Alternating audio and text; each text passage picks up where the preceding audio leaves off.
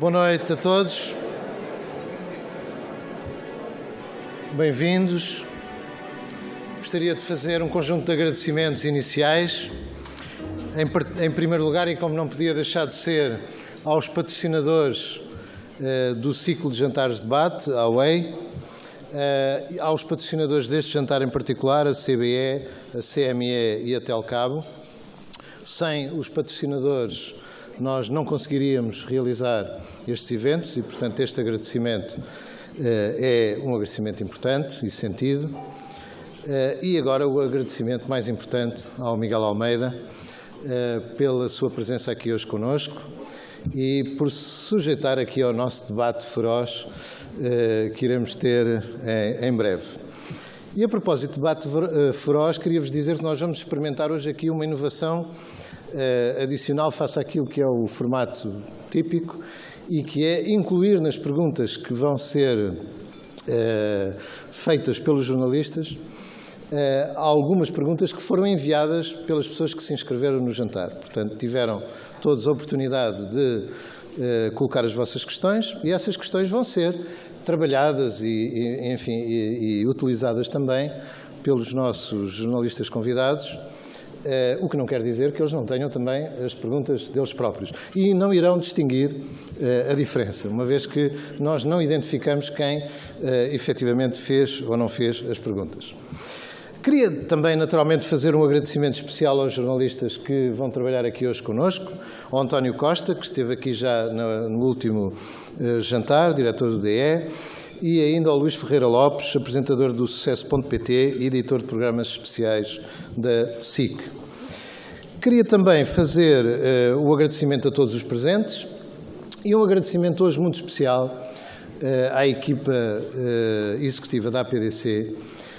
Não que eles não estejam cá todos os dias, mas efetivamente hoje houve uma dificuldade logística bastante significativa para conseguir realizar este jantar, isto porque tivemos um conjunto de presenças de última hora que fez com que hoje tenhamos nesta sala 280 pessoas e tiveram que ser feitos aqui alguns arranjos, inclusivamente alguma adição de mesas, para que fosse possível ter toda a gente enfim, presente aqui no jantar. Portanto, os meus agradecimentos à equipa executiva da APDC, ao pessoal do hotel, às nossas hospedeiras, que conseguiram, sem grande confusão, acrescentar algumas mesas e alguns lugares e, naturalmente, o comer também, sem que nós tivéssemos grandes dificuldades para que isso viesse a acontecer. Obrigado, então, a todos e passaria a apresentar um pouco mais do currículo do Miguel Almeida. Como sabemos, é Presidente da Comissão Executiva da NOS, mas é licenciado em Engenharia Mecânica pela Faculdade de Engenharia da Universidade do Porto, e aqui, se calhar, nem toda a gente sabia, e MBA pelo INSEAD. O Miguel foi membro do Conselho de Administração e Administrador Executivo da Sonecom, CEO da Ótimos, foi membro do Conselho de Administração do Público, da Uidu Consulting, e iniciou a sua carreira numa outra área, na Vulcano, portanto, uma área também quente. Gostaria de agradecer a todos a vossa presença e iria passar a palavra ao Miguel Almeida, que ele próprio vai introduzir uma outra inovação.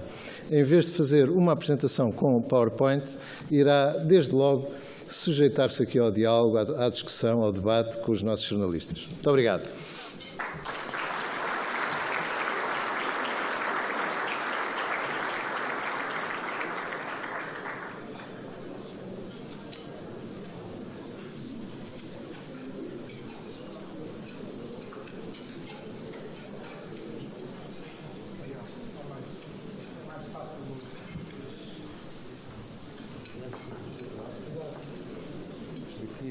Falar ali. Não. Sim, muito bem. É direto para os tiros. Muito bem. Ora, muito boa noite a todos, bem-vindos. Enfim, quero agradecer ao Rogério Carapuça mais uma vez a oportunidade para estar presente nestas iniciativas. A dinâmica da APDC está bem patente nas presenças que aqui temos nesta sala. Enfim, vai ser uma oportunidade. Enfim, prometemos que não vamos cantar, nem eu nem o Luís. Vamos fazer um dueto, mas não vamos cantar. Vamos ter aqui a oportunidade de falar um bocadinho com o Miguel e de, como dizia o Rogério, de colocar algumas questões que foram enviadas por algumas das pessoas que aqui estão. O Miguel já fica a saber, as mais difíceis não são nossas, são dos convidados. Luís, por favor. Bom, naturalmente quero também agradecer o convite que é feito. Nós, sem grandes combinações, António e eu... Exatamente. Ainda por cima com as vossas agendas, mas também com estas agendas complicadas que vivemos nos últimos dias com o Orçamento do Estado e com muitas outras matérias, eu diria que esta sala tão cheia é a prova que há vida mesmo além do orçamento, ou além do déficit, da dívida, e as pessoas obviamente estão interessadas em saber mais sobre economia real, sobre gestão e sobre algumas matérias, já que falámos sobre o Vulcano, algumas matérias quentes. E, portanto, António, eu acho que nós vamos ter mesmo de começar por matérias quentes. E começamos com algumas perguntas que foram colocadas. Eu sei que, possivelmente, não lhe apetece falar sobre o PT. Se calhar há aqui alguém na sala mais preparado para falar sobre a PT. Também, se quiser, pode-se juntar daqui a bocado. Mas há uma pergunta que foi colocada. Estou a quebrar já aqui a regra. Portanto, neste caso, foi mesmo colocada por algumas das pessoas que enviaram perguntas.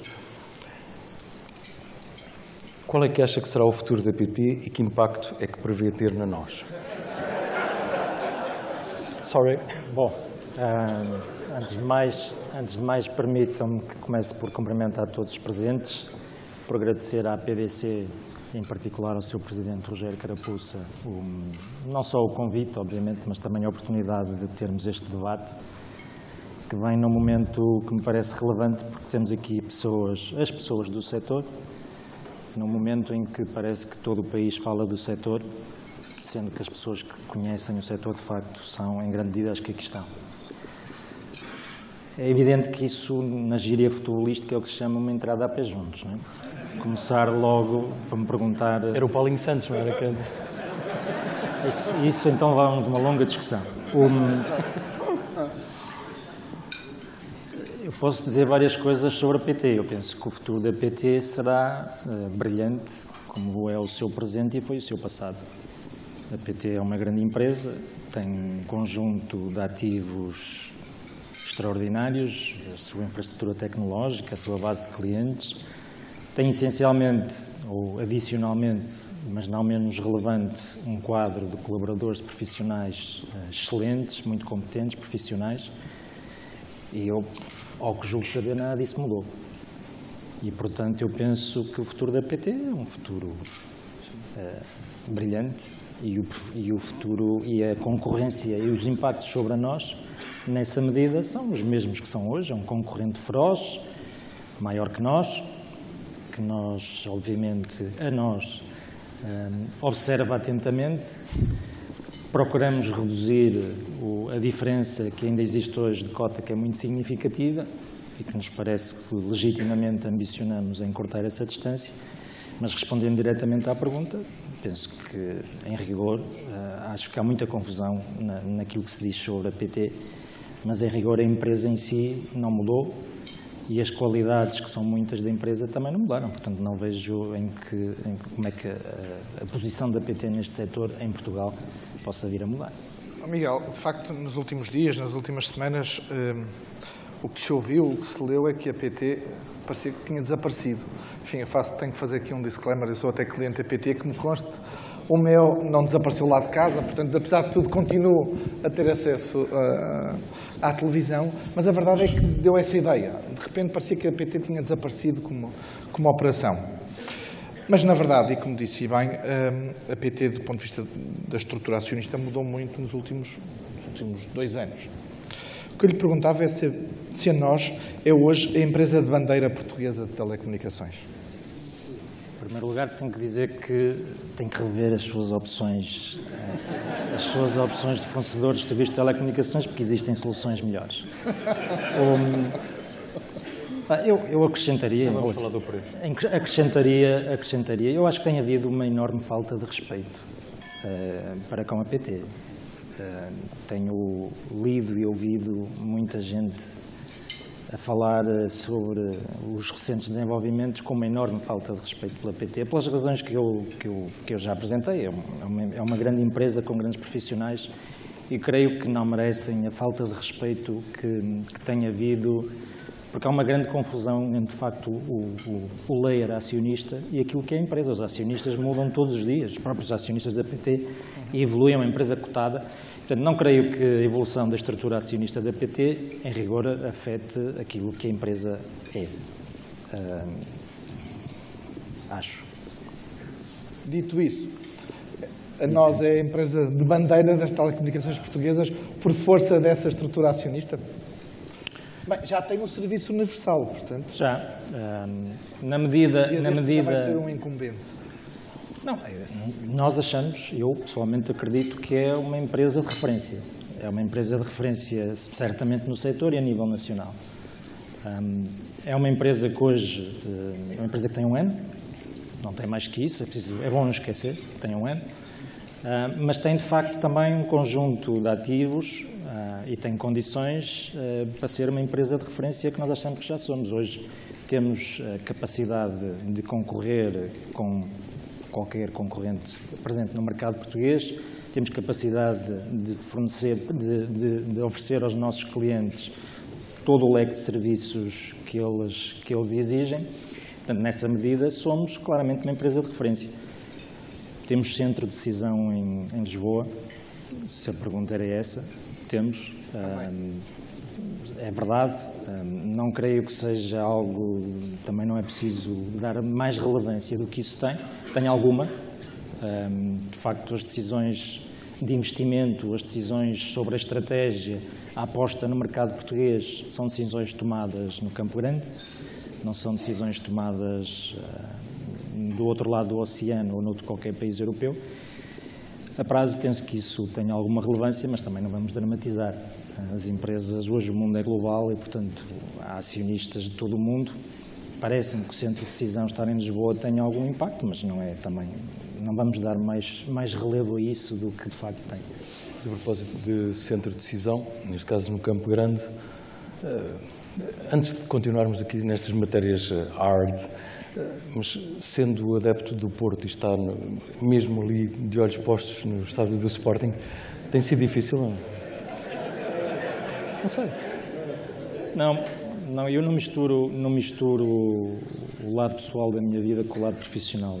Temos excelentes relações na nós com todos os clubes, em particular com o Sporting, no qual somos parceiros na Sporting TV, também na Benfica TV, e, portanto, nós temos excelentes relações com todos os clubes, em particular, obviamente, mais próximas com os grandes, onde se inclui o Sporting e o Benfica, e para mim isso é que é importante. Eu estava a brincar com isso, naturalmente, pela questão de, curiosamente, também vindo do universo de Sonai, também tem de conviver paredes meias quase com o grupo Jerónimo Martins. Portanto, é um homem que agora tem de fazer aqui algumas pontes. Ginástica. Há alguma flexibilidade, naturalmente, que é exigida no mercado. Mas isto para lhe perguntar, ou para lhe colocar uma questão que foi colocada, não sei exatamente por quem desta sala, mas será seguramente por um de vós, que é a seguinte: quais as medidas de governance e ética que a nós implementa de forma a evitar o que aconteceu na PT com a aplicação financeira de elevadas somas numa única entidade?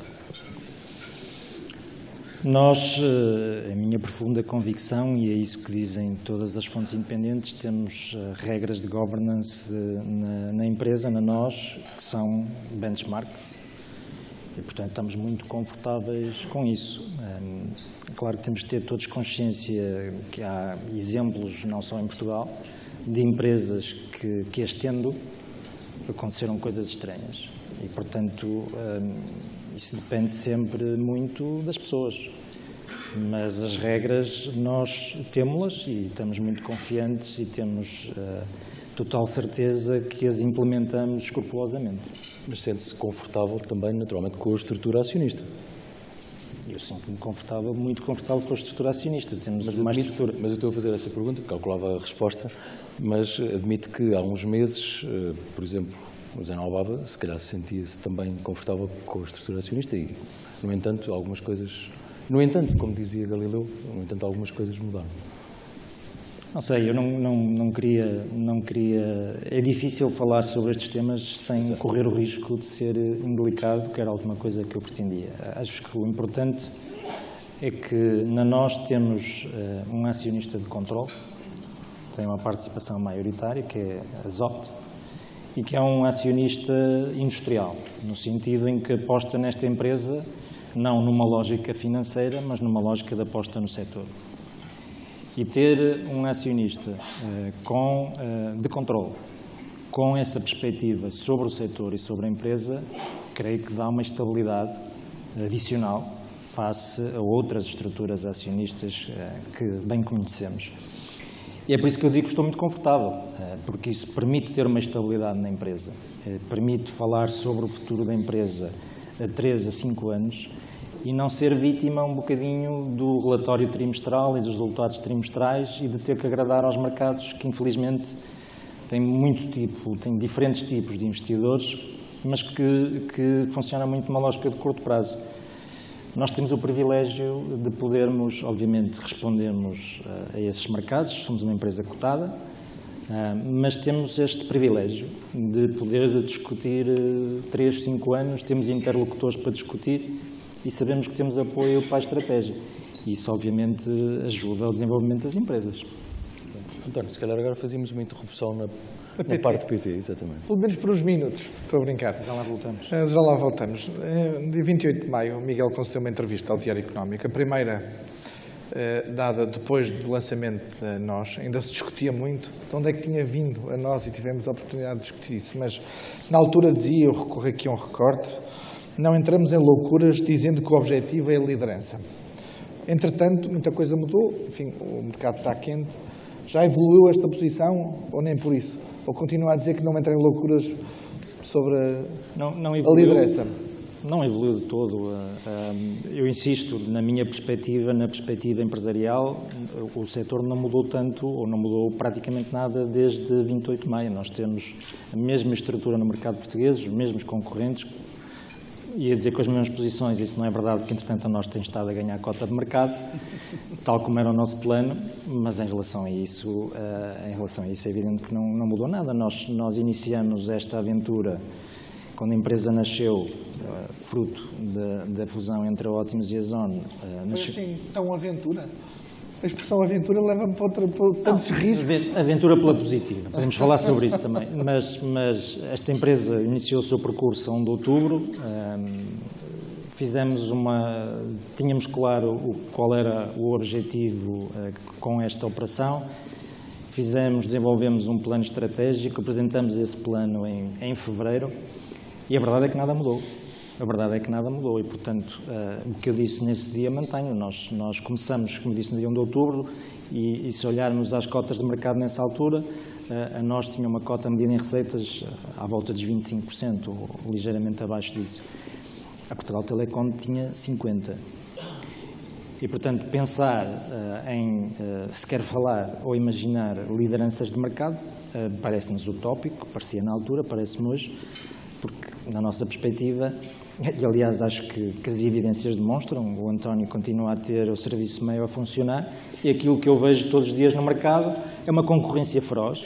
É desse aspecto precisamente nesse ponto que eu gostava de tocar. Enfim, ficarei à espera da proposta de Miguel mais barata e o Armando, enfim, vai ter que fazer pela vida. Mais barata ou com uma proposta de valor superior? Mas é um eufemismo interessante para o ponto exatamente que eu queria que falasse, que é a concorrência está-se a fazer pelo preço ou há uma percepção de valor dos consumidores sobre a oferta de serviço que cada uma das operadoras está a apresentar ao mercado? Vamos lá ver. Na minha perspectiva, as ofertas não são todas iguais. Agora, é evidente que no contexto económico que nós vivemos e dentro de intervalos ou diferenças que são visíveis e materiais, mas não são suficientes para justificar um premium muito significativo dos serviços, vamos ser realistas. Nós acreditamos que temos um melhor serviço, acreditamos que temos uma melhor infraestrutura técnica, acreditamos que temos uma melhor plataforma de televisão, por exemplo, Mas isso é suficiente? Achamos nós que isso é suficiente para cobrar um prémio aos consumidores? Não. Não, nunca, provavelmente, mas principalmente neste contexto económico. Eu penso que, fruto de algum desbalanceamento que existia e existe hoje ainda no mercado para o novo paradigma da convergência, temos uma situação de agressividade, não só promocional, mas mesmo mais duradoura de preço, que é exagerada. Nós olhamos para comparativos europeus. Recentemente estive a ver uma análise que demonstrava que Portugal é o país da União Europeia, onde o setor mais caiu as receitas, de todos. Portugal é o país da União Europeia... Caiu por baixa de preços ou por menor consumo? Por baixa de preços, porque já lá é, porque o nível de penetração dos serviços em Portugal é dos mais elevados na Europa. É ou em todos os tipos de serviços. Já era, não é? Hoje é. Continua a crescer. Portanto, há mais serviços vendidos. Aliás, se fizermos as contas, somarmos os operadores, o número de serviços que fornecem, as pessoas estão a usufruir de mais serviços. E serviços de maior qualidade. E ainda assim as receitas continuam a cair. Bom, tudo bem, uma parte é concorrência e é aceitável, mas isso acontece em toda a Europa. Dizer que nos jornais é a mesma coisa, ninguém nos ouve. Não, cada um tem os seus problemas, mas dizia eu... Mas deixa-me só acrescentar uma coisa. Essa qualidade implica também mais investimento. Como é que faz essa relação também com a questão... Mas também eu digo que, no mesmo relatório que eu vi, era feita uma comparação dos países da União Europeia do nível de investimento no rácio investimento sobre receitas, que é uma forma de uniformizar. Portugal era o segundo país da Europa, nessa análise, com maior investimento. Nós temos um rácio de investimento sobre receitas que penso que andará à volta dos 20%, quando a média europeia é 12%. E, portanto, as receitas caem mais do que todos os outros países da Europa. Investimos mais, aliás está à vista, as redes de quarta geração no móvel, as redes de fibra no fixo. Temos maior, em termos de cobertura, há só um país na Europa que tem maior cobertura de 4G, e é por milésimas.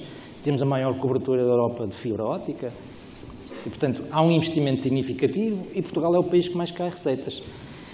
Luís, isto é o caminho desejável para a indústria e com muita solidariedade pela imprensa. É o que é neste momento, não é aquilo que nós desejaríamos para o futuro. Luís, deixa-me só fazer uma nota. Enfim, sem jornalistas na sala, eu creio que ninguém da ANACOM ou da concorrência aqui está. O Miguel pode falar à vontade. Mas quem é que está a destruir o mercado? Acho que a expressão destruir mercado é um bocadinho violenta. Acho, como eu disse, há um problema de... Não era o conceito da destruição criativa, pois não? Há um desequilíbrio das posições e há das posições face ao novo paradigma da convergência. E isso leva a que alguns operadores tenham necessidade de crescer rapidamente em partes do mercado onde estavam menos presentes. O que cria esta dinâmica. Na Vodafone, na televisão. Vou passar a noite a falar dos concorrentes. É uma realidade. O Mário Vaz disse aqui que não há irracionalidade nos preços. Eu concordo. Também não há destruição. Existem estratégias empresariais que têm que se adaptar aos desafios que cada empresa tem. E, portanto, é absolutamente compreensível.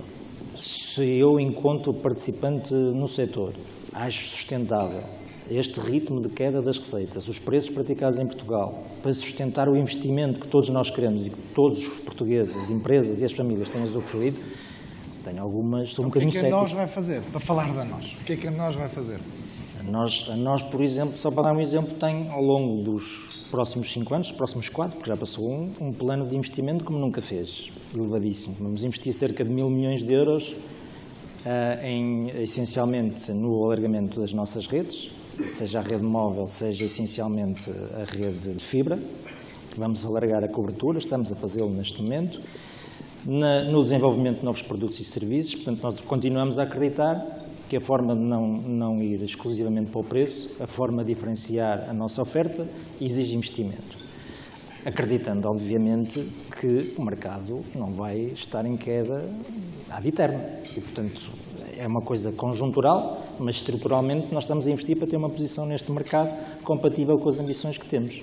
Mas há uma outra questão que tem a ver com uma afirmação sua no dia 11 de setembro, eu acho que não há aqui nenhuma simbologia com a questão do 11 de setembro, dizendo que há espaço para consolidação no mercado interno. Mas gostava também de tentar perceber um bocadinho a estratégia internacional. Há uma estratégia internacional? Nós temos hoje uma participação num operador que atua em África, um operador de enorme sucesso, com crescimentos que fazem inveja ao crescimento dos operadores em Portugal. São mercados mais atraentes, na medida em que estão noutra fase do seu ciclo de vida. Temos uma participação e uma forte influência na gestão desse operador. Nós já temos hoje uma presença internacional relevante. Estamos a falar de uma operação que tem, penso que já mais de 1 milhão de clientes e que é uma operação muito rentável e muito interessante no nosso portfólio. Se vamos alargar a nossa presença internacional, nós também temos, penso que tenho tido a oportunidade de dizer, a nossa grande prioridade neste momento é o mercado português, é o reforço da posição competitiva no mercado português. Acreditamos que temos competências, temos os ativos e temos o balanço para fazer mais do que o mercado português, mas será numa segunda fase da nossa estratégia. Mas eu colocava-lhe a questão também da consolidação, porque isto faz lembrar às vezes a conversa sobre a banca. Enfim, não vamos falar de acontecimentos recentes da banca, mas muitas vezes na banca fala-se da questão dos cenários de consolidação e depois aquilo que vai havendo é cada vez mais players, não é? E não necessariamente a consolidação no sentido fusionista, digamos assim. Como é que acha que poderá acontecer essa consolidação? Não sei, não tenho nenhuma bola de cristal e Acho principalmente... que há uma empresa muito interessante que está à venda. À venda? Acho que sim, dizem alguns acionistas. Interessante é certamente porque é uma grande empresa. Se poderá ter um papel na consolidação no mercado português, será mais complicado por questões de concentração que provavelmente não agradariam à autoridade da concorrência por bons motivos, diga-se. Não há muito mais espaço de consolidação no mercado português, há um espaço relativamente marginal e, na minha perspectiva, não poderá incluir a PT. É um bocadinho difícil falar-se de consolidação com um operador que tem 50% de cota de mercado. Só estava a tentar colocar, digamos, aprofundar o que o Luís estava a apontar, que é essa possibilidade de consolidação no setor. Há ainda mesmo, eu penso que o setor poderá convergir a prazo para 3 operadores fortes, grandes, mais equilibrados do ponto de vista da escala e da posição competitiva no mercado, como ainda há mais de 3, é fazer as contas. É fazer as contas, é uma boa resposta. Há também aqui uma pergunta que, voltando ao tema hot, qual a lição que a nós tira do facto da crise na PT ter implodido, motivada pelo protecionismo exacerbado que fez dos seus acionistas de referência? Em parte já foi respondido, mas voltamos ao mesmo tema. Eu não partilho da leitura da implosão, já o disse. Acho que estamos muito longe disso.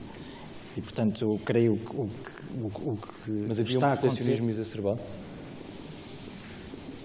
Não sei, isso terá que ser perguntado o Armando Almeida, presidente da Comissão Executiva da PT. Estará cá no dia 4 de dezembro e poderá falar sobre isso. Em setembro estava a criticar, eu vou citar, tratamentos privilegiados no setor. Não, isso critico, mas não tem a ver com a relação com os acionistas. Okay. Critiquei no passado e não vou deixar de criticar, até porque penso que nem isso mudou significativamente. Não? Não mudou, sim, tanto? Acho que há sinais que pode vir a mudar, mas na minha perspectiva, disse que a PT é uma grande empresa pelos ativos, pela equipa de gestão que tem, pelos colaboradores que tem, de excelência, e isso foi o que fez da PT o que ela é hoje, uma grande empresa. Penso que beneficiou de servir alguns interesses e se servir desses interesses. É a minha perspectiva. Acho que isso em nada...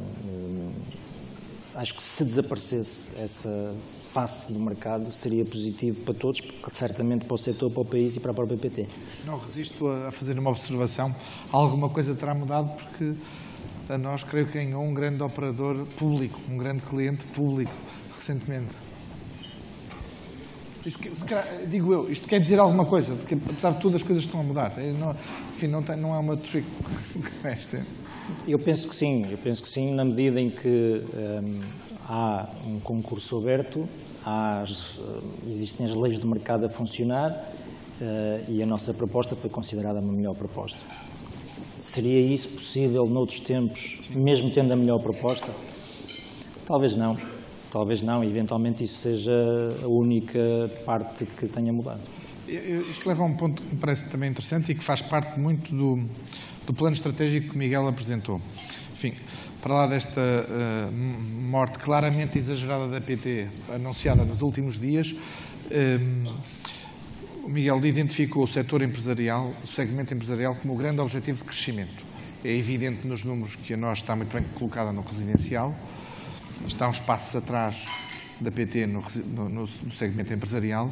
O que é que a nós pode fazer para ter outra posição? Não digo liderança, mas para ter outra posição, outro peso no setor empresarial. Eu penso que aquilo que está a fazer e as notícias como a que referiu já demonstram um bocadinho isso. A nós tem um conjunto de ativos, nomeadamente de rede, que nos permite competir com todos os operadores, nomeadamente o incumbente, mesmo para as contas, para os clientes de maior escala, mais complexos do ponto de vista das necessidades de telecomunicações. Isso é uma realidade nova.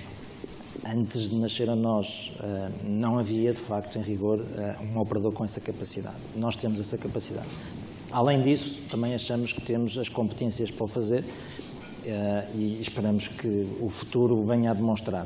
Estamos a fazer mais coisas, por exemplo, estamos a investir para complementar a nossa oferta com os famosos serviços de tecnologia ICT.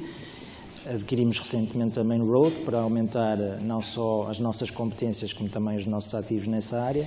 Portanto, estamos a fazer um conjunto de coisas para nos permitir, de facto, conquistar uma posição no segmento empresarial maior do que a que temos hoje, que achamos que não é aceitável para o tipo de ativos que nós temos, para a ambição que nós temos.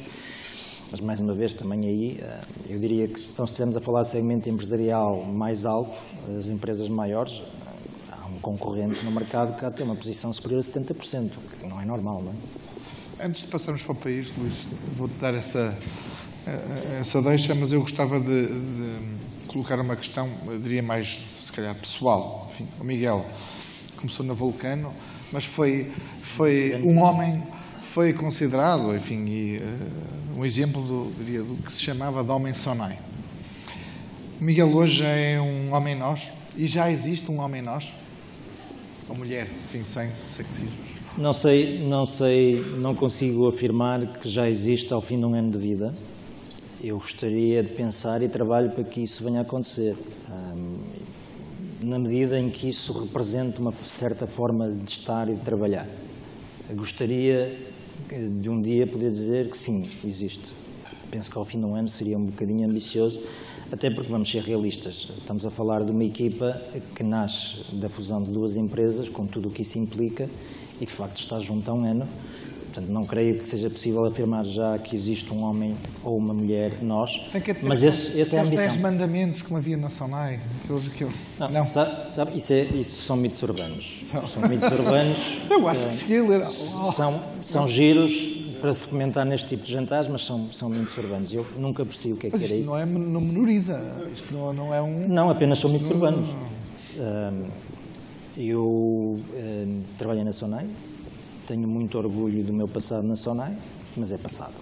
Hoje dedico 100% do meu tempo, para não dizer 120 ou 130, e bastante mais do que 100 da minha energia, neste projeto, a desenvolver este projeto, a fazer crescer a nós, a desenvolver e entregar valor a todos os nossos stakeholders, aos nossos colaboradores, em primeiro lugar, mas também aos parceiros, aos acionistas também, obviamente. É essa a minha responsabilidade.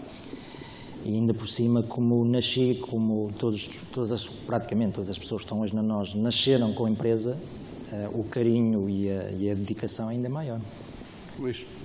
Antes de falarmos do país, mas precisamente nessa estratégia, estratégia, por exemplo, para a política de dividendos. para os acionistas? Não, muita gente nos pergunta isso, obviamente, mas é algo que não partilhamos. Muito bem. Então, pode partilhar a sua visão neste momento sobre o... Em público, partilham dividendos. Espero que venham a partilhar dividendos. Nós pagamos, não, posso falar sobre o passado, nós pagamos dividendos há uns meses atrás. Mas, bons, diga-se. Mas pode partilhar naturalmente aqui a sua visão para o país, não é?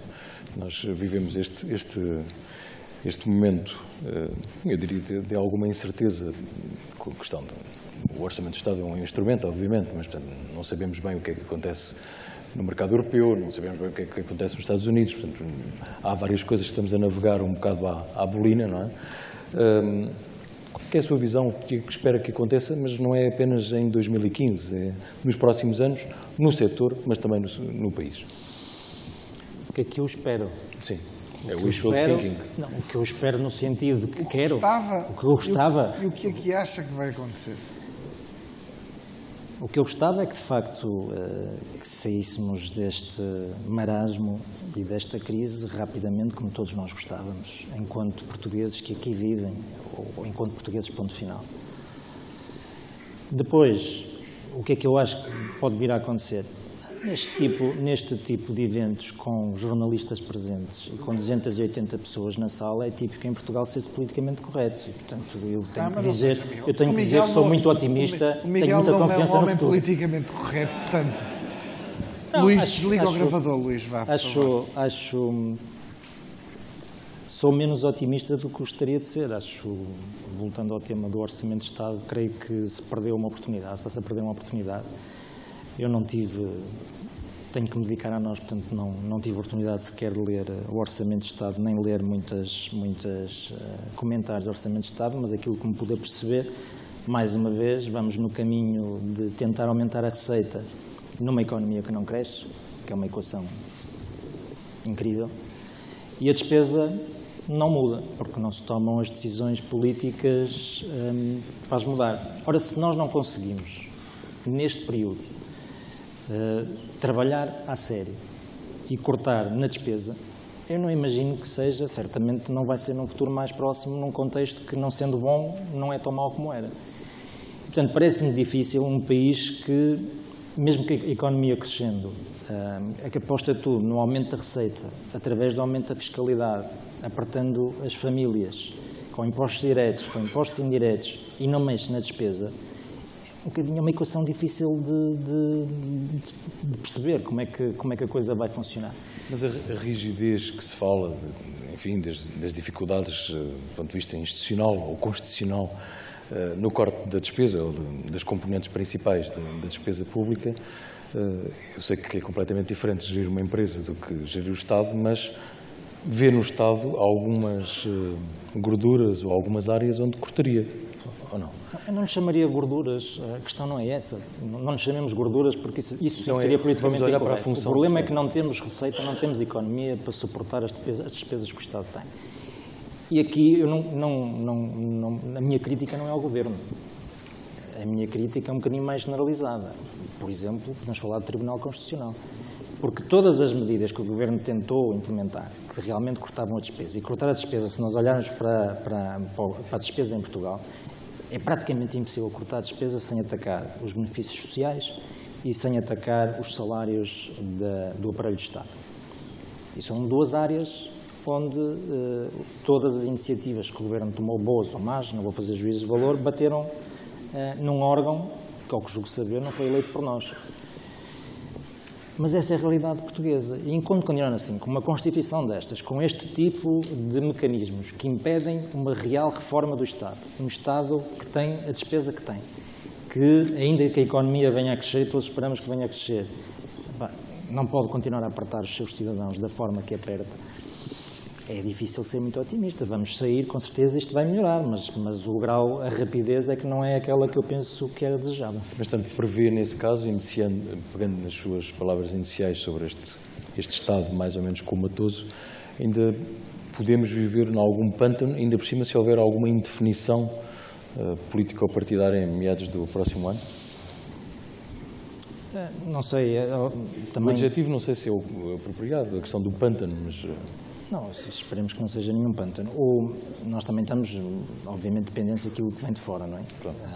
Ainda hoje, nos últimos 2 dias, de repente, A Grécia voltou a Europa e o mundo voltaram a ser pessimistas e é evidente que isso afeta muito também a possibilidade que nós temos de O dia sair. de hoje na Bolsa também não correu lá muito bem.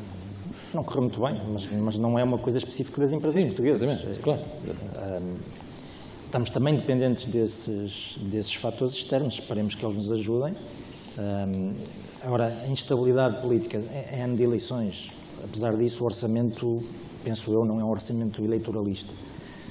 Não vai tão longe como eu penso que deveria, mas não é um orçamento eleitoralista. Se tivermos um governo com maioria, eu espero que haja a coragem para fazer aquilo que ainda não foi feito. Miguel, enfim, eu não resisto a dizer, vou ouvir a proposta da NOS quando começar a ler o Diário Económico logo de manhã, porque já saberia o que é que traz lá no orçamento. Mas eu vou-lhe mandar a Leio o nossa Diário análise Económico, do leio o Diário Orçamento de Estado. Económico à noite, que eu não tenho tempo. Mas no seguimento do que o Luís perguntava, imagino que a questão que se coloca aos portugueses é se vale a pena esperar por eleições para outubro. Como português, enfim, como gestor que decide, tem um plano de investimento de 1.000 milhões e está a olhar para esta incerteza. Quando olhamos para a Grécia, que voltou a ter níveis de juros da dívida pública nos 9%, 10%, faz sentido esperarmos até outubro do próximo ano, um ano, neste enquadramento? Esperar quem? Nós certamente não esperamos. Voltamos ao Teríamos tema que esperar mesmo, não é? Porque as eleições só se realizam mesmo em outubro.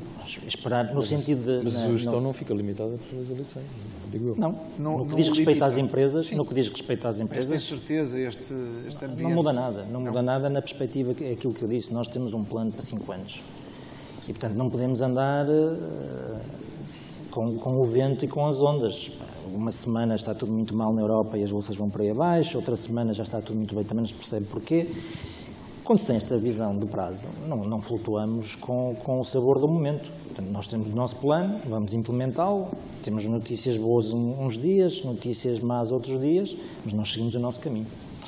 Luís, se calhar vamos abrir este dueto aqui aos nossos participantes. Eu gostava que se pudessem identificar, por favor, e fizessem perguntas curtas e provavelmente o Miguel agradece que não sejam sobre a PT. Exato. E como a primeira é sempre a mais difícil, eu convido sempre o Rogério a fazer uma pergunta.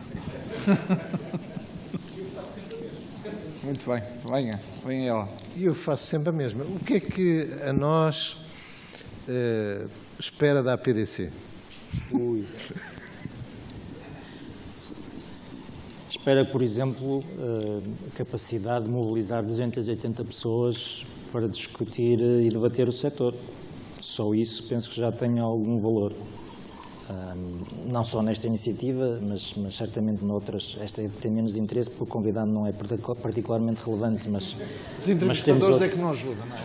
temos outras iniciativas da APDC que contribuem, de facto, para o setor pensar em conjunto. Porque, apesar de tudo, volta um bocadinho ao meu ponto, nós temos um problema do setor e o setor deveria endereçar os problemas do setor em conjunto.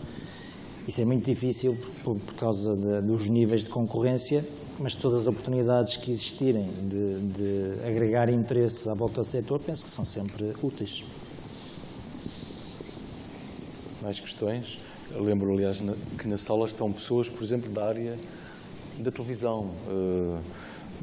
Não sei se isso interessa do ponto de vista de conteúdos para quem está neste negócio. Interessa? Eu estava a lançar apenas uma deixa para as perguntas virem desse lado, mas se não saltarem, fazemos nós as perguntas. Luís, força, faz tu. Ok, já fiz. Conteúdos.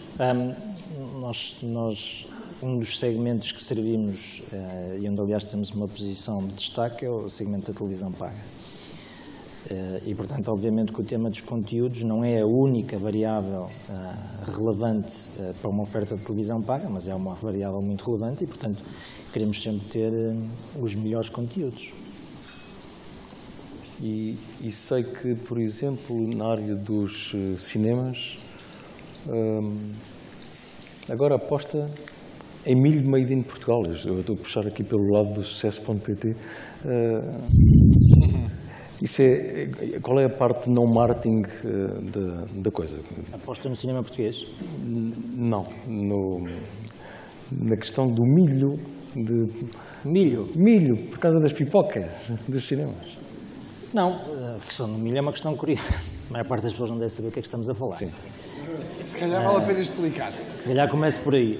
Começamos pelas pipocas. Como penso que saberão a maior parte, dentro do grupo temos uma operação chamada Nós Cinemas, que aliás é líder de mercado na exibição cinematográfica, e uma das componentes importantes do serviço que prestamos aos nossos clientes são as pipocas, que todos nós, imagino, que Já tínhamos reparado. comemos no cinema. A lógica do tema das pipocas, mais uma vez, é uma lógica empresarial. Nós queremos ter um fornecimento de milho para pipocas, que é um milho especial. Não é um milho igual ao outro, também não sabia, mas é um milho especial. E o milho para pipocas, o milho para pipocas não era produzido em Portugal. E, portanto, ter a possibilidade, e nós fizemos um grande investimento não em dinheiro, mas um grande investimento em recursos ao longo, creio que de 2 anos, está ali o Pedro que não me deixa mentir, ao longo de 2 anos, para desenvolver em Portugal milho para pipocas. Portanto, agora temos a capacidade, e somos um grande comprador de milho, neste momento compramos todo o milho para pipocas em Portugal. Sabe, eu estava a colocar esta questão, obviamente, que aparentemente é engraçada, de nós abordarmos a questão das pipocas e do milho, e podíamos utilizar outras expressões para falar sobre o bago e o dinheiro, etc. Mas isto tem a ver com, naturalmente, quer crescer para todas as áreas de negócio e que, obviamente, deem dinheiro. O que é que poderiam ser novas áreas de negócio, na sua opinião? Não queremos crescer para todas as áreas de negócio que deem dinheiro.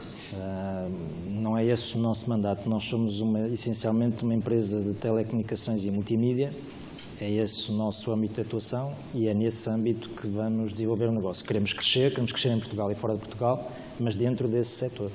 A pergunta seguinte era sobre o risco de dispersão, mas pronto, assim já não tem essa pergunta. Não, exatamente para não corrermos esse risco, nós temos bem claro o que é o nosso mandato, o que é o setor onde atuamos e onde temos competências. E se estar a investir noutros setores, isso pertencerá a outros.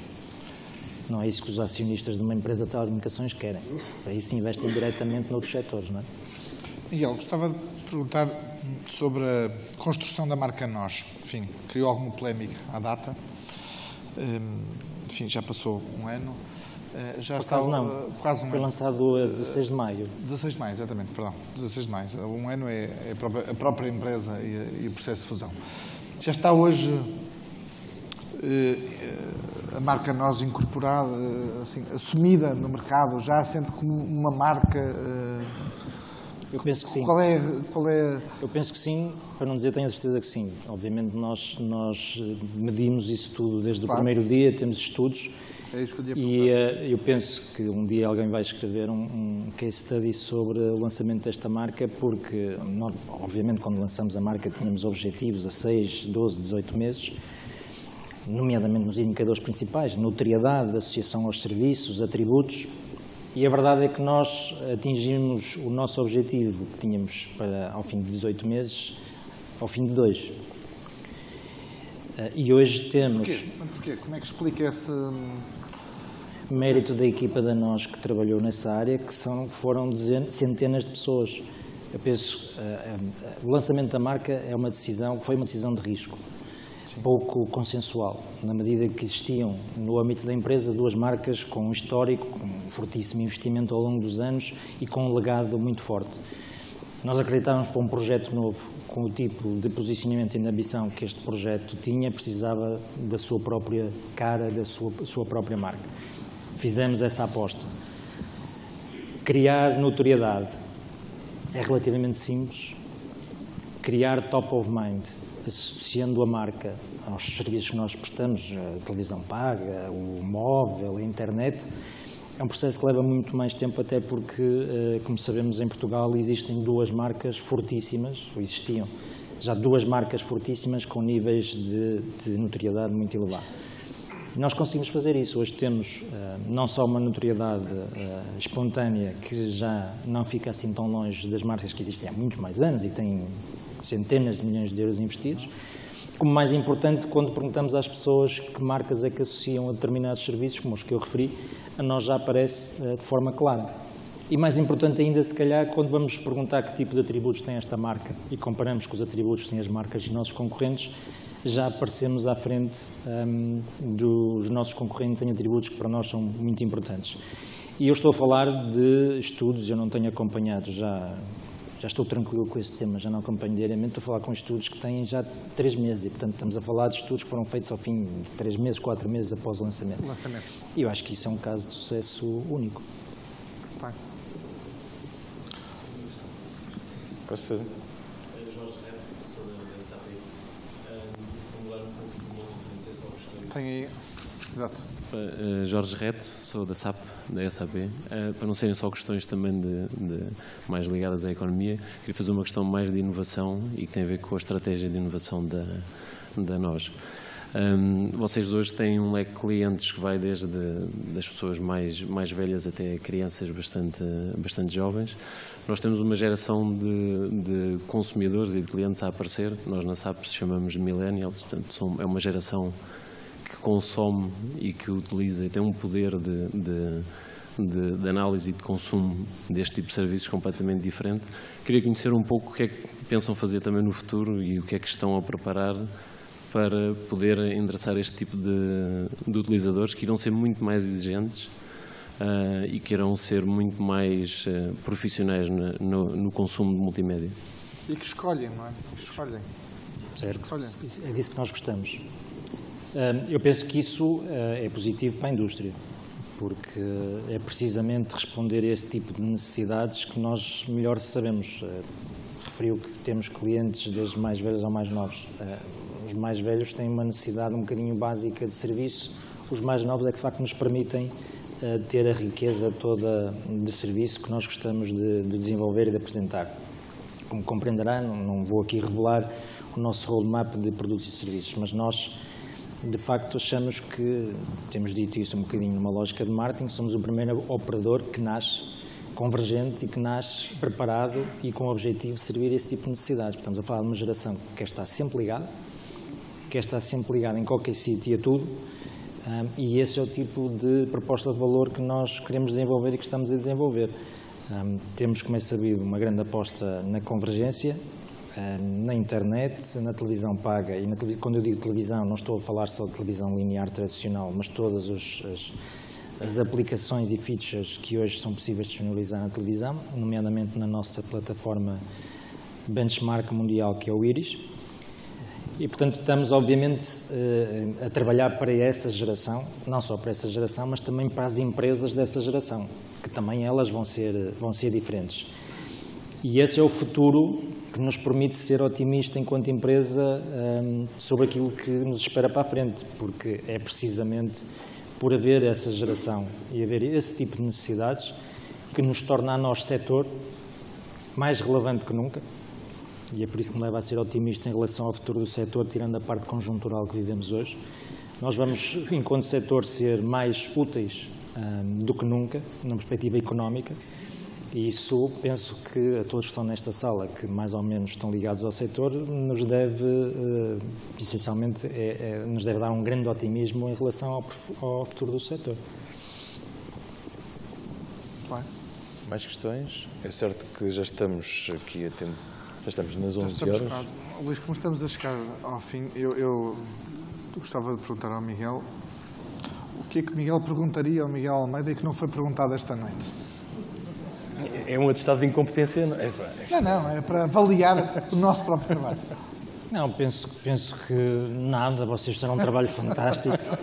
Obrigado. Não perguntaria mais nada. Certamente havia coisas que eu não teria perguntado. Preferia ter passado mais tempo a falar da nós do que falar dos nossos concorrentes ou do setor. Eu penso que o setor tem desafios de que todos devíamos estar conscientes. Falou-se muito no preço aqui. Que outros desafios, além do preço, além da concorrência pelo preço, além de aqui identificar? Este setor representa uma parte significativa do PIB, representa essencialmente um enorme contributo para o desenvolvimento da sociedade e das empresas e deveria ser respeitado enquanto tal. Ou seja, deveria o Estado, as autoridades, o Governo, as autoridades regulatórias deveriam olhar para o setor nessa perspectiva. Um setor que tem sido em Portugal praticamente um setor único, que nos coloca nos indicadores dos quais depende o setor, coloca-nos numa posição única nos rankings que os nossos ministros tanto gostam de apregoar. Mas é maltratado o setor? Não digo que o setor seja maltratado, é importante que não passe a ser maltratado. Hoje é maltratado. Hoje existe um peso de taxas, taxinhas, impostozinhos completamente irrazoável. Só para o setor, infelizmente. Não é, mas penso que há uma diferença. Noutros setores é uma coisa associada, conjuntural associada à crise. Neste já era uma moda anterior que se agravou. Portanto, acho que o regulador tem ainda alguma coisa a fazer e que não tem feito, para garantir de facto aquilo que devia ser a grande preocupação do regulador, que é assegurar o desenvolvimento do mercado das telecomunicações em concorrência, com capacidade de investir, com capacidade de inovar de forma sustentável. Portanto, acho que há ainda um papel... Identifique lá uma prioridade, uma coisa que o regulador deveria ter feito e que ainda não fez. Está a falar do regulador da ANACOM, não é? Estou a falar da setorial. ANACOM. Posso identifico já uma. O regulador tinha o compromisso de, em 2013, revisitar e emitir uma deliberação sobre a descida das taxas de terminação móvel. Estamos em outubro de 2014 e nada existe.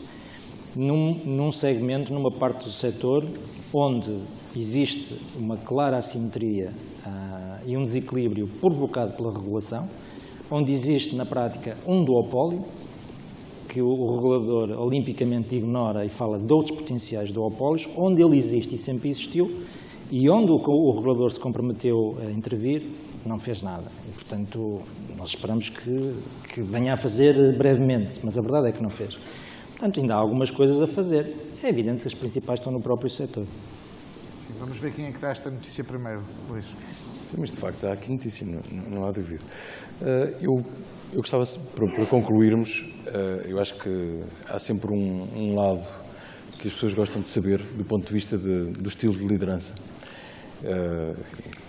Podíamos citar aqui, por exemplo, Gary Hamel com a sua tábua quase de categorias kantiana sobre a questão do engagement e a questão da motivação e da paixão, seja no momento da junção das empresas e da criação da marca, seja agora e cada vez mais, aquele slogan, que é uma expressão, por acaso é um slogan da SIC, que é o Estamos Juntos, mas é uma expressão muito angolana do Estamos Juntos. É isso que tem tentado transmitir dentro das suas equipas?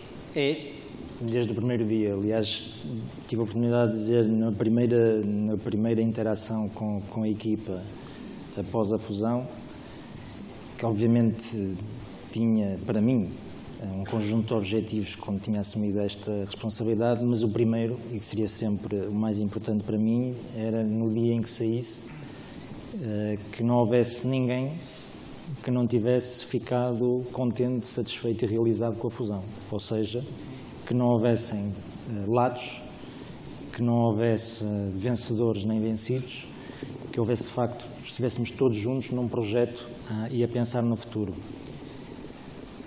Penso que estamos no bom caminho. E, portanto... Mas o facto da expressão ter inspiração angolana não pesa aqui no prato da balança? Não. Na equipa de gestão penso que somos todos portugueses. Se calhar devemos ter mais diversidade, mas somos todos portugueses. Não, obviamente... Não, a expressão não tem nada de negativo. Eu ia colocar a questão... Era uma clarificação. Para mim, eu não acredito...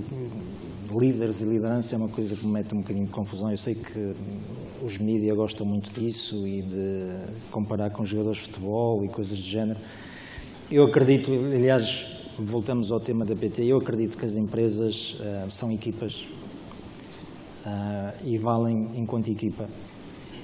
E o papel de alguém como eu nesta empresa não é mais que o papel de um facilitador e, quando muito, de um coordenador. E não é mais do que isso. A empresa vale na justa medida que valha a sua equipa, esta ou outra. Esta, felizmente, vale muito porque tem uma equipa fantástica. E, portanto, o meu principal papel, de facto, é garantir que estamos todos juntos. Muito bem, então estamos juntos. Muito obrigado. Miguel, foi